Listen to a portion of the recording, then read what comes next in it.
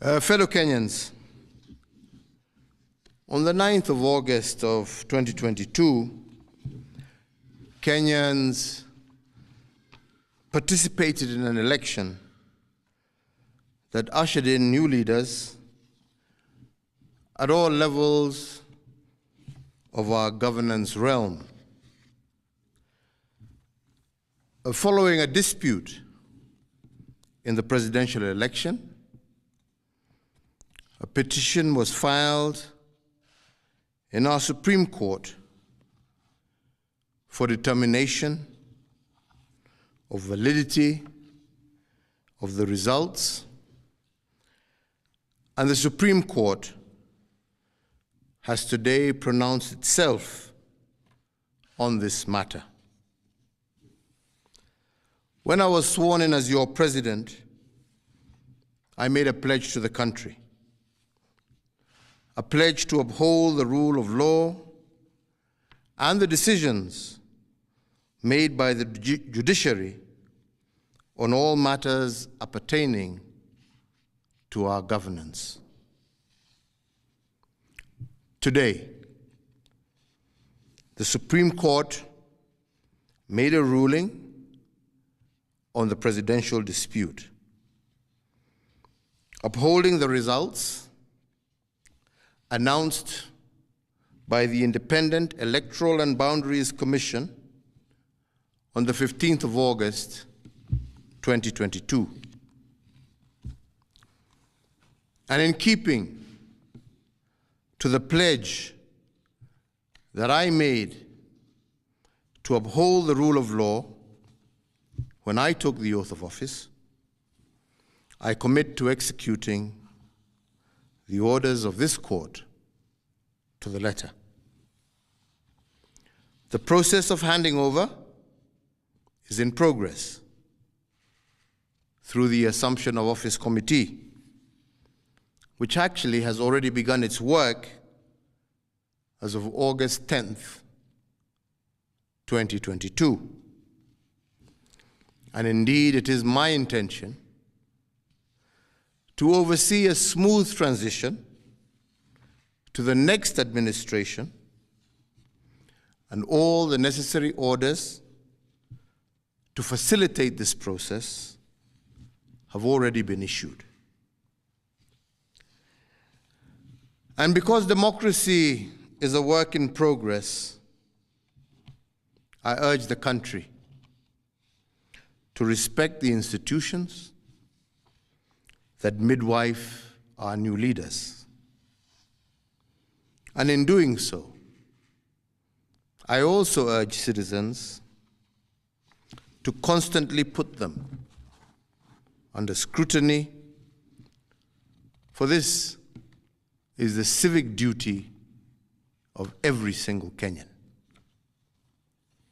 In particular, this civic duty requires every citizen to constantly put the truth presented by our constitutional institutions to test. And they must test them for coherence, but also for correspondence. They must constantly scrutinize the coherence of the truth given by these institutions, and to ask themselves whether the truth has been coherent from one election to another. Has there been a consistent pattern that is acceptable to our democratic ethos? We must ask ourselves, is it about numbers, or is it about process? Which of these two is it? And can our institutions rule one way in one election and another way in another election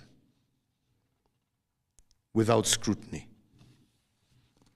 I do invite you, Kenyans, to keep vigil, and indeed to hold all institutions to account.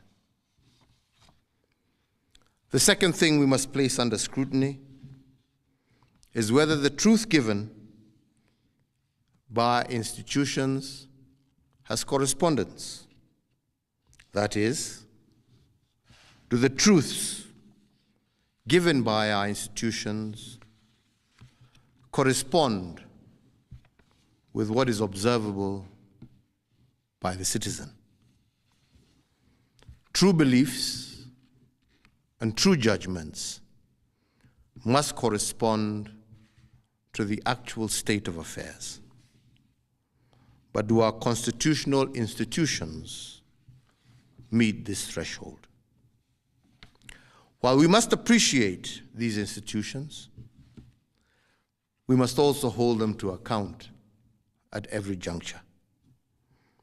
And their truth has to be consistent and coherent.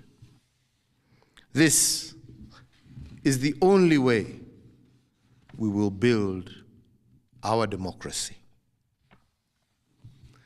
I want to take this opportunity